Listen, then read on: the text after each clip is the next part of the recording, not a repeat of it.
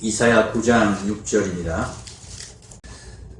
우리를 구원하시기 위해서 예수님께서 오셨습니다. 우리를 구원하시기 위해서 예수님께서 어떤 모습으로 오셨느냐? 임마누엘로 오셨습니다. 왜냐하면 예수님은 우리를 죄에서 구원하시기 위해서 오신 분이시기 때문입니다. 우리를 가난에서 구원하시기 위해서 오시지도 않았고 우리를 병에서 구원하시기 위해서 오시지도 않았습니다. 예수님은 우리를 죄에서 구원하시기 위해서 오셨습니다. 물론 죄에서 구원하심으로 말미암아 우리에게 있는 가난과 질병까지 같이 구원하실 것입니다. 그런데 이 근본적인 문제가 죄의 문제에서 모든 질병과 가난 이런 것이 출발하기 때문에 예수님은 단순히 그냥 표면적으로 우리를 가난에서 구원하시고 우리를 병에서 구원하시는 그것에 근본적으로 1차적으로 관심을 가지고 계시지 않는다는 거예요. 하나님이 우리를 구원하시는 구원도 죄에서의 구원이다 하는 것을 우리가 기억해야 됩니다. 하나님의 구원은 무슨 구원이라고요? 어디에서의 구원이라고요? 죄에서의 구원. 죄에서의 구원. 그래서 예수님이 다른 이름을 하나 가지셨는데 무슨 이름을 가지셨습니까? 죄에서 구원하시기 위해서 예수님이 가지신 이름. 예수님이 그렇습니다. 예. 이렇게 아는 것도 대답을 해주시면 잠도 깨고 좋습니다. 그죠? 예. 죄에서 우리를 구원하시기 위해서 예수님이 뭔가를 하시는데 어떤 방법을 취하시는데 그것이 임마누엘이다 하는 거예요. 우리가 이 죄 스스로는 우리가 이 죄를 이겨내지 못합니다. 우리가 죄를 죄로 인식하지도 못합니다. 그게 뭐 어때서? 내가 무슨 죄인이야? 이렇게 고집 부리고 있습니다. 그런 우리를 죄에서 구원하시기 위해서 하나님께서 예수님을 보내셨는데 어떻게 보시면 어떤 모습으로 보내셨느냐? 임마누엘로 보내셨다. 임마누엘로 보내셨다. 이 임마누엘은 하나님이 우리와 함께 하시다는 그런 뜻이죠. 그래서 하나님은 우리와 함께 계시면서 어떤 일을 하시느냐? 우리를 단순히 우리의 죄를 덮어주시고 끝내는 게 아닙니다. 하나님은 우리의 죄를 용서해주고 없던 걸로 해주셔서 끝내서 우리를 죄에서 구원해 주시는 것이 아닙니다. 우리의 죄를 해결하십니다. 우리를 죄에서 죄를 멀리하게 만드시고 우리가 이제 죄를 짓지 않을 뿐더러 우리가 이제 의를 행하게 만드십니다. 어떤 방식으로 하시느냐? 임마누엘로 그렇게 하십니다. 항상 옆에 계시면서 항상 살아계신 말씀으로 우리 가운데 계시면서 제가 제일 즐겨 쓰는 표현입니다. 잔소리를 하십니다. 끊임없이 잔소리를 하십니다. 결코 포기하지 않고 잔소리를 하십니다. 잠도 못 자게 이렇게 잔소리를 합니다. 이 따뜻한 데 오셔가지고 좀 주무시면 좋겠는데, 그죠? 계속 대답하라 그러고, 계속 눈 마주치라 그러고, 그러면서 잠도 못 자게 합니다. 이니는 안 잤어요. 안 잤어요.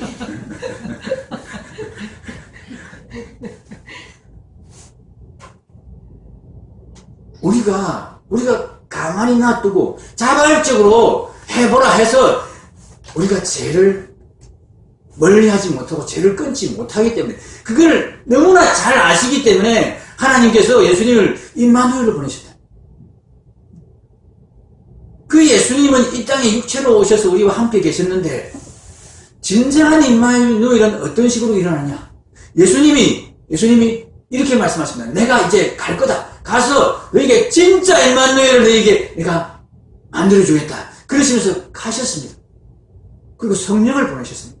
예수님이 영을 보내셨습니다. 내가 이제 영으로 너희와 함께 할 것이다.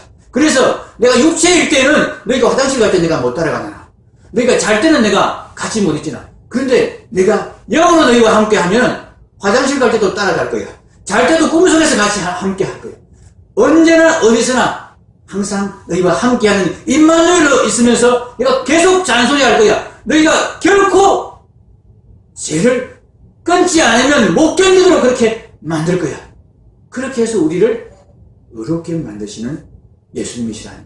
그래서 예수님의 다른 이름이 공의의 왕입니다. 우리를 어렵게 하시는 하나님이십니다. 그 예수님이 우리를 어렵게 하시는데,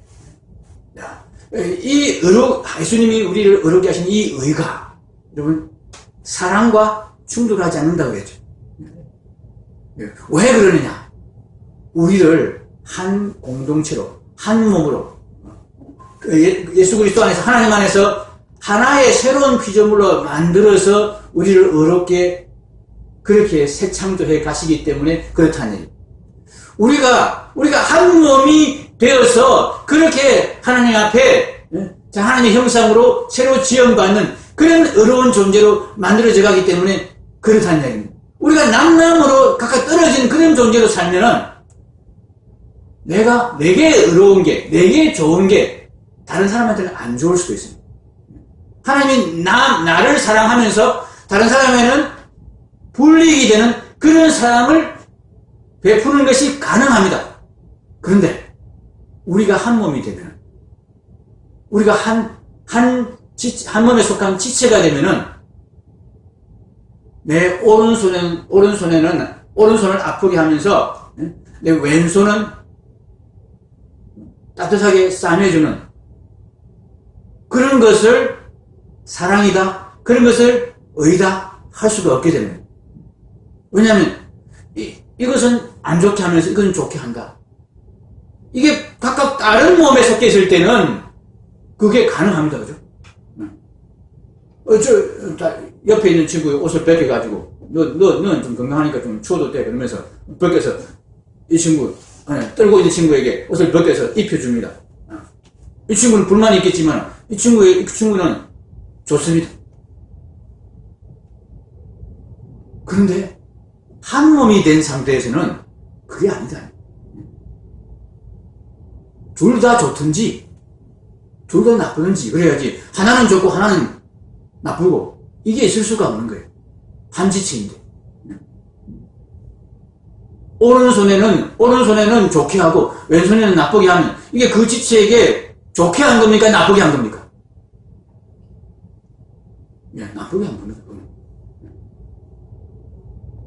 그러니까 하나님이 우리 새로운 피조물로 만든 우리 참 성도들 가운데 베푸시는 의는 하나님의 사랑과 항상 일치하게 되어 있습니다.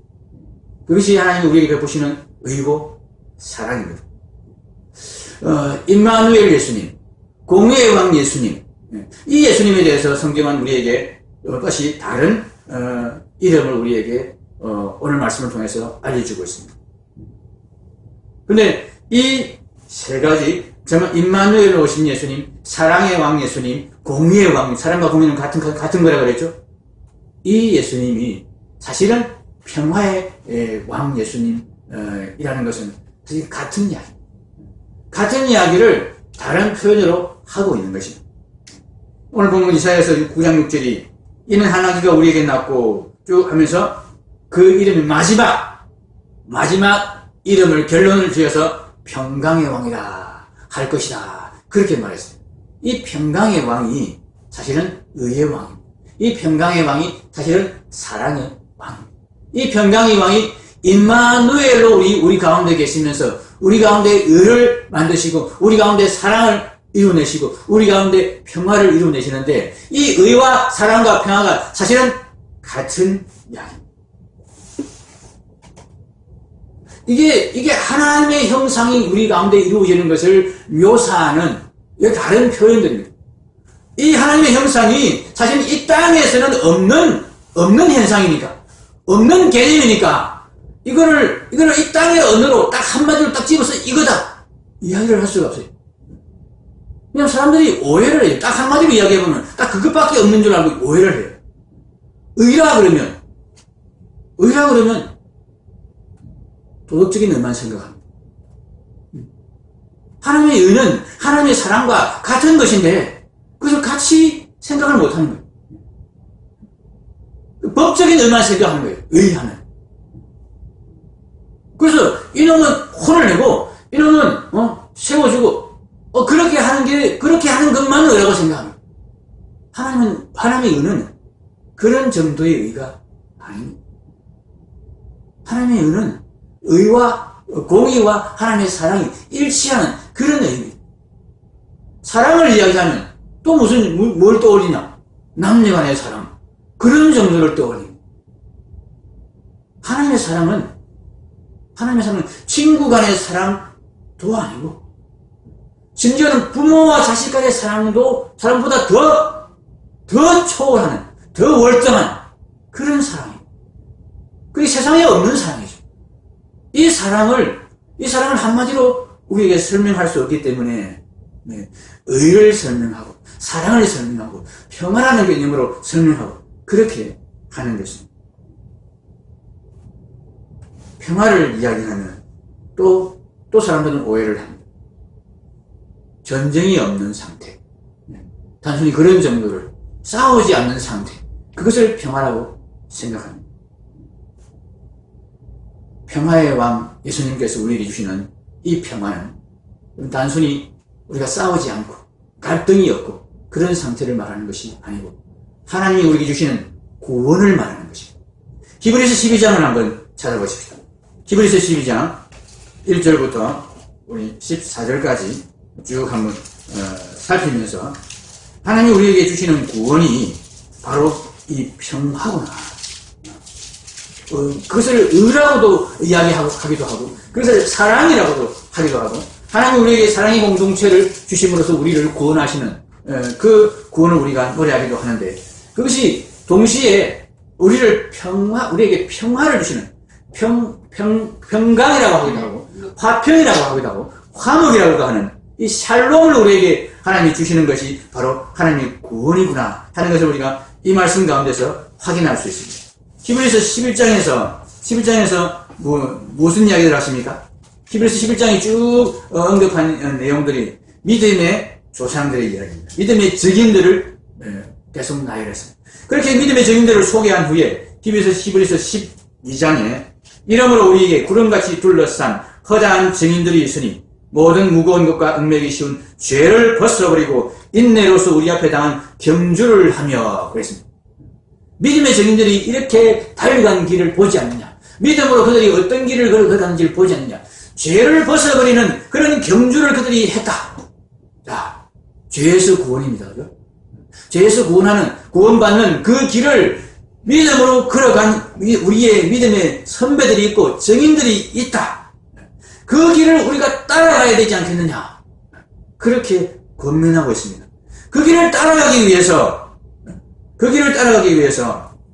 믿음의 주제가 또 온전하게 하시는 이인 예수를 바라보라고 그럽니다.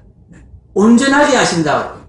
우리를 온전하게 의롭게 만드시는 그런 온전하게 하나님의 형상을 회복하고 하나님처럼 그렇게 사랑하는 그런 존재가 되도록 만드시는 그 예수님을 바라보며 가자.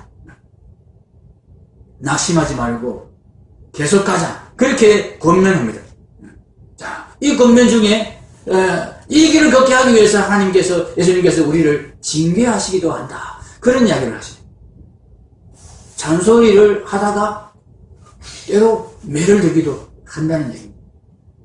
우리를 의롭게 만들고 우리를 정말 하나님의 형상으로 온전히 회복시키기 위해서 그렇게 하신다는 얘기입니다. 그렇게 하는 중에 우리에게 권면하는 말씀이 있습니다. 너희가 죄와 싸워야 된다. 죄와 싸워야 된다. 어디까지 싸워야 되느냐? 피 흘리기까지 싸워야 된다. 그렇게 말씀하십니다. 그렇게 싸우도록 우리를 데려가시고 우리를 격려하시고 우리를 권면하시는 그 일이 예수님이 임마누엘 되셔서 우리에게 이루시는 예수님의 구원이라는 얘기입니다. 자, 그런데 그렇게 우리가 죄와 싸워서 하나님의 징계도 받고 권면도 받고 격려도 받고 위로도 받고 하는 가운데 죄와 싸워 이겨서 어떻게 되느냐? 그 결과가 어떻게 되느냐? 10절에 이렇게 말합니다. 10절에 그들은 잠시 자기의 뜻대로 우리를 징계하였거니와 하나님이 징계하시는데 우리 그 육신의 부모들이 우리를 징계하는 것과는 다르게 하나님은 이 징계를 무익하게 징계하지 않는다. 반드시 성공하신다. 그렇게 말씀하시는 거예요. 그렇게 성공하셔서 어떤 결과를 만들어내시느냐? 오직 하나님은 우리의 유익을 위하여 그의 거룩하심에 참여하게 하시느니라. 하나님의 거룩에 참여하도록 만드신다.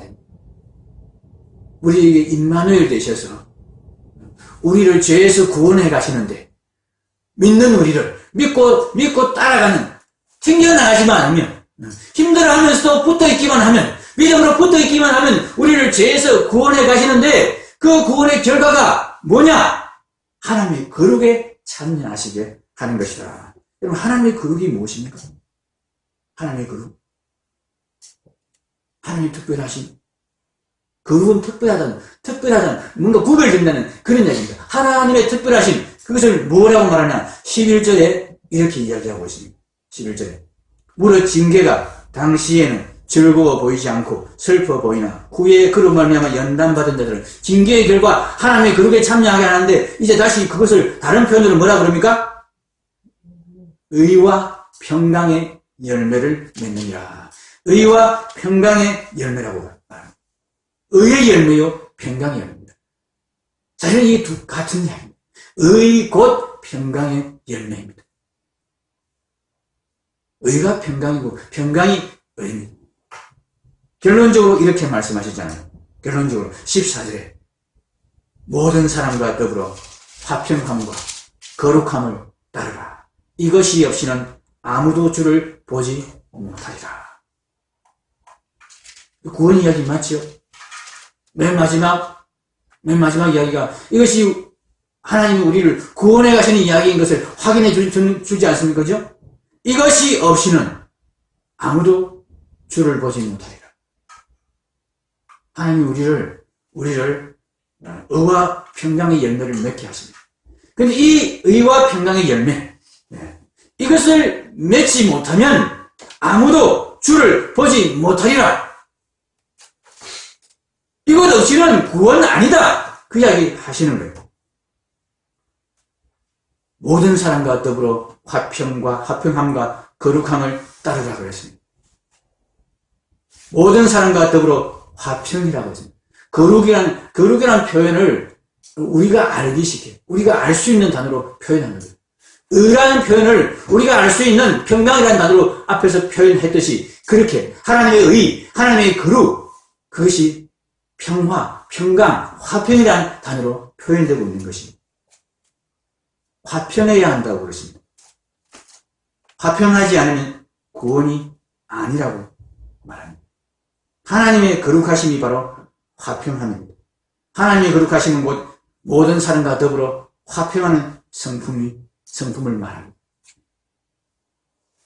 하나님은 삼위일체의 하나님은 자기보다 남을 먼저 생각하시는 그런 하나님이십니다. 자기를 챙겨서 상대방과 항상 이게 이익이 대립되는 그런 하나님이 아니십니다. 하나님은 삼위일체 하나님은 언제나 서로를 먼저 챙기시는 가운데 절대로 서로 간에 불일치가 없으신 하나님이십니다. 이것이 하나님의 형상입니다. 이것을 하나님의 사랑이라고 그러기도 하고 이것을 하나님의 화평이라 그러기도 합니다. 하나님의 거룩하심, 독특하심, 특별하심, 하나님만 가지고 있는 그런 특별한 사랑과 특별한 화평입니다. 삼위일체의 형상을 말하는 것입니다. 그런데 앞에 단서가 붙은 것이 있습니다. 모든 사람과 더불어 화평하라고 그럽니다. 화평만 해도 힘든데 모든 사람과 더불어. 이 모든 사람은 누구를 말하는 건가요? 그야말로 문자 그대로 모든 사람을 말하는 것일까요? 이런 모든 사람과 화평할 수 있습니까? 세상의 모든 사람 만나지도 못할 텐데 만날 수도 없는 사람과 그 세상 모든 사람을 말하는 게 아니죠. 지구상의 모든 인간을 말하는 게 아닙니다. 그죠? 지구상의 모든 인간을 그럼 다 만나서 우리가 사이좋게 지내자, 사이좋게 지내자. 그렇게 해야 되는데, 우리 평생에, 평생에 그것만 하더라도 우리는 모든 사람을 다 만날 수가 없습니다. 그러면 이 모든 앞에 두 글자가 생략됐다고 봐야 됩니다. 너희 모든 사람들, 너희 모든 사람과 더불어. 지금 이 말씀을 듣고 있는 너희 공동체, 교회를 말하는 것입니다.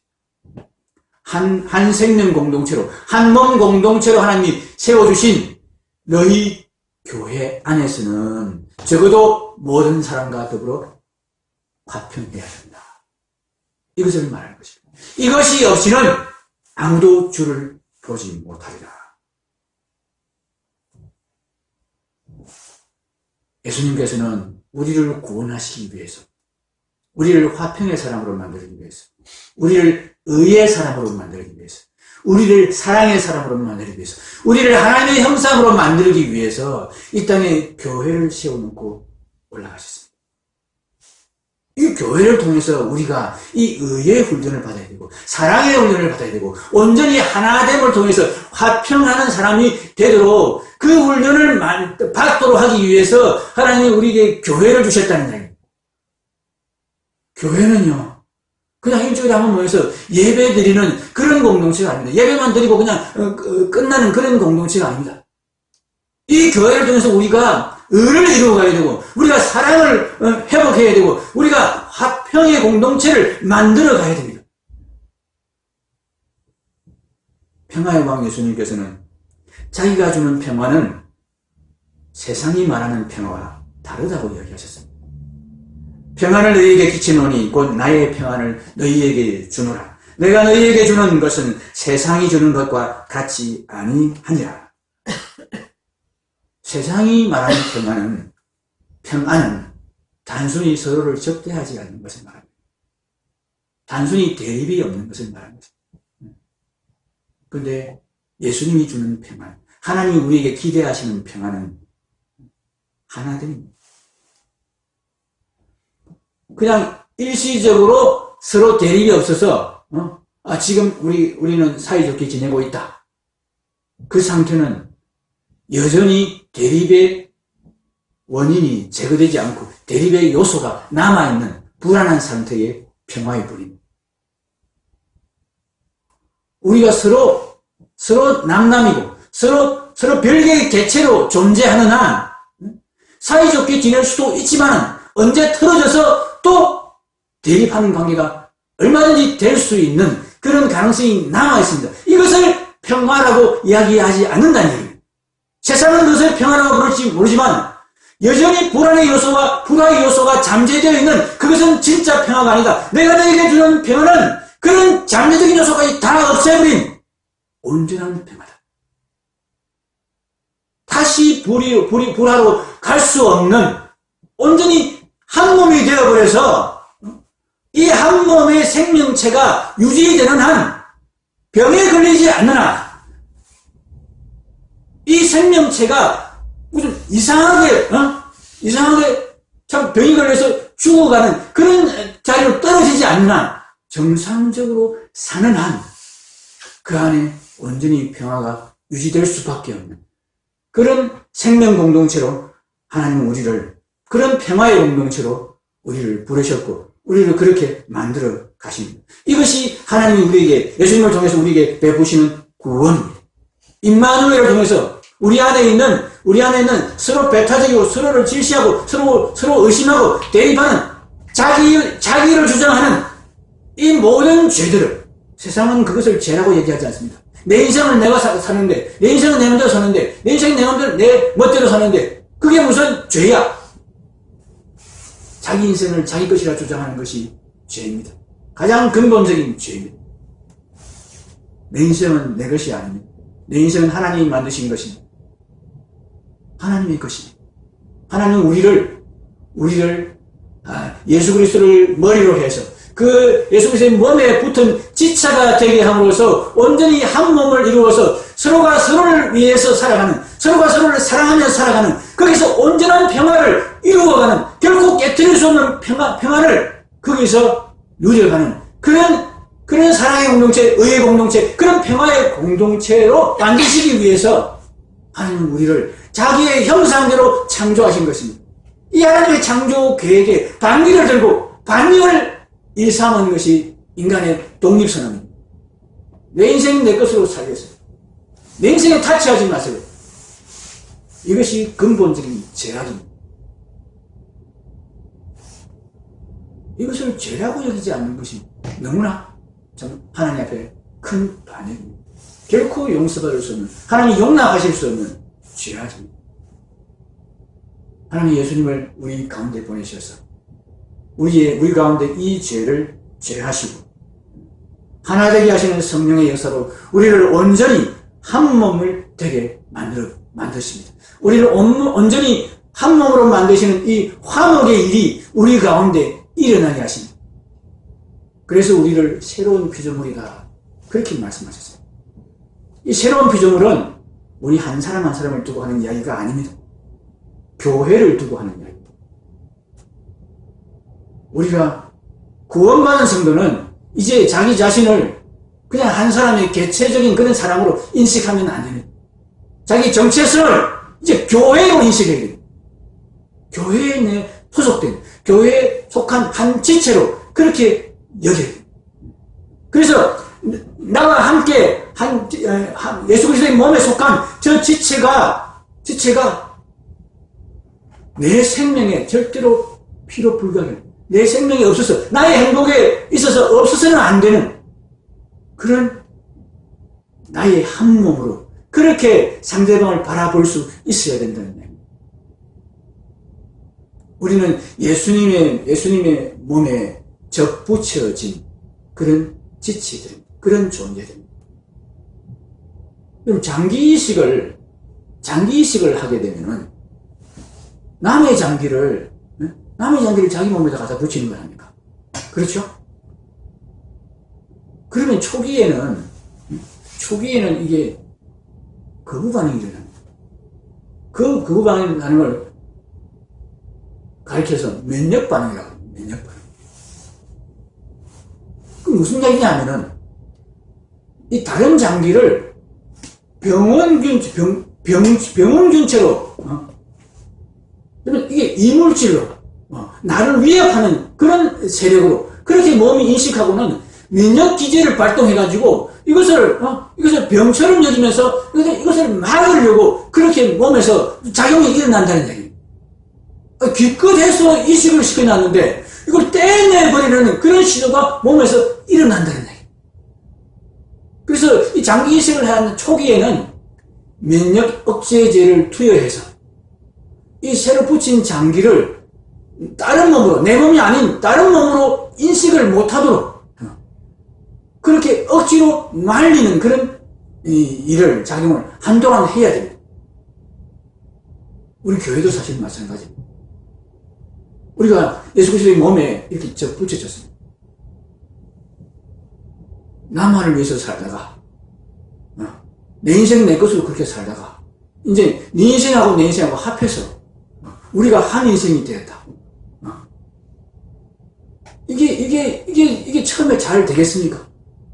면역 기제가 발동해가지고 내 행복을 위해서 저것이 나를 오히려 방해하고 내 행복에 장애가 되는 그런 요소로 서로를 자꾸 인식하고 자기도 모르게 그렇게 면역 기제를 발동하게 되는 것이 우리 교회 처음 우리가 교회로 모였을 때, 교회 생활을 시작할 때 우리 모습이에요. 성령께서 면역 억제제를 계속해서 투여해 주시지 않으면 우리가 계속 교회 안에서 이렇게 서로 두 몸이 되고 세 몸이 되어가지고 갈라져서 막 대립하고 싸우고 평화가 없는 것입니다. 근데 그런 상태가 언제까지 계속 되어야 될까요? 그런 상태가 계속되는 것이 정상일까요? 아닌 것입니다.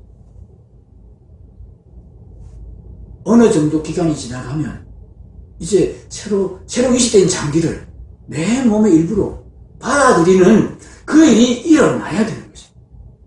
이것이 교회입니다. 이것이 예수님께서 우리를 구원하심으로 우리에게 주시는 평화입니다.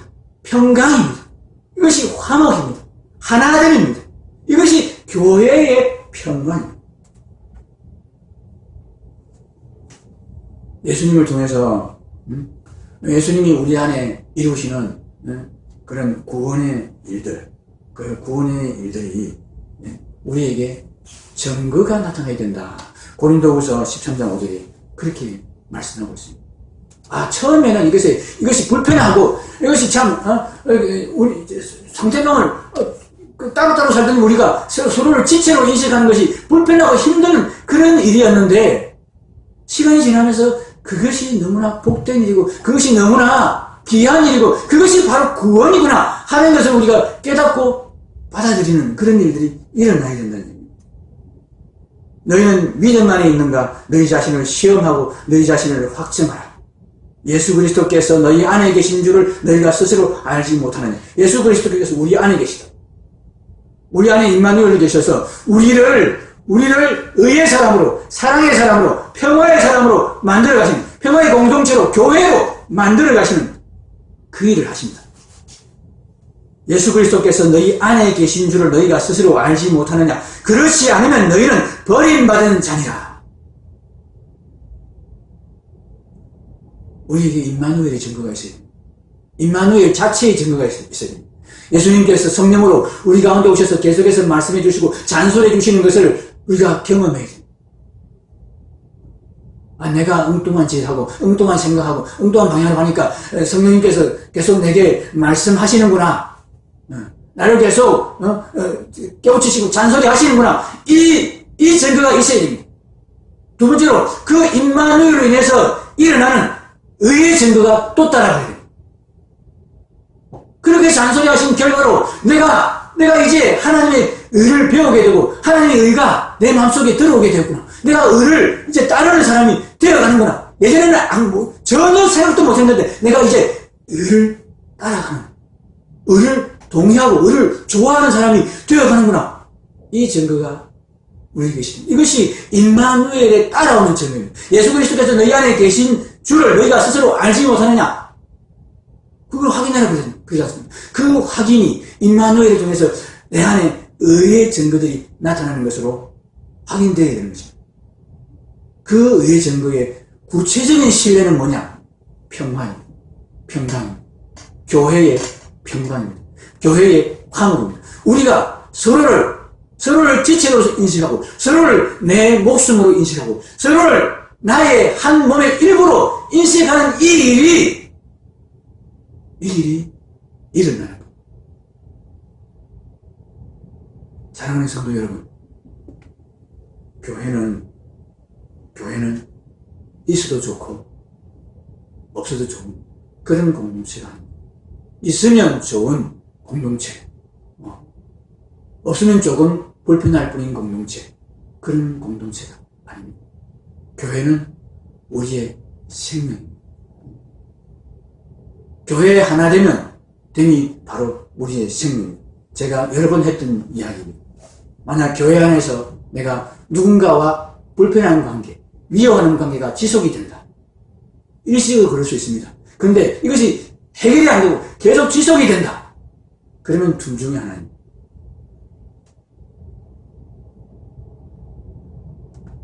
그 사람과 둘 중에 한 사람은 교회의 지체가 아니든지, 다시 말하면 구원받지 못한 자이든지, 또는 둘 다 구원과 상관없는 자이든지, 서로 미워하고 서로 반목하고 계속해서 평화하지 못하는데 둘 다 한 몸의 공동체일 수가 없습니다. 둘 다 그 가운데서 의와 사랑의 구원이 이루어진 자일 수가 없습니다.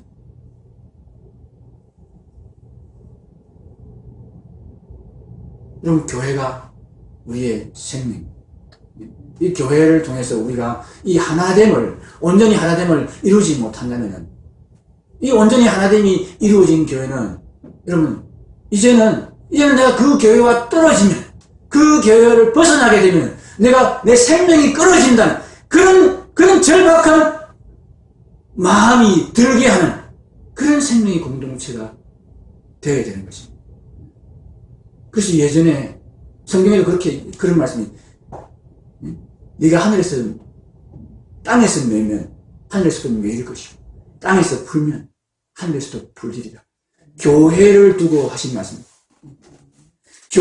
교회에서 온전히 매이지 않고 교회에서 하나됨을 이루지 못하면 하늘에서도 하나님 나라에 참여할 수 없다는 이야기입니다.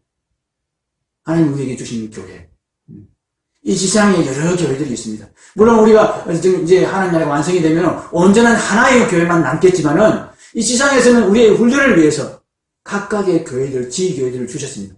이 교회 안에서 우리가 정말 온전히 하나 되는 이 훈련을 해 가야 됩니다. 온전히 하나됨을 고백할 수 있도록까지 우리가 가야 됩니다. 그것이 우리 구원의 증거입니다.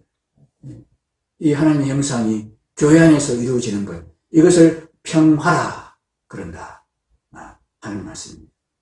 이 평화를 우리가 정말 그냥 사이좋게 그냥 서로 얼굴 붉히지 않고 지내는 그런 이야기가 아니고, 너 없으면 내가 살 수 없다는 이런 하나됨의 평화.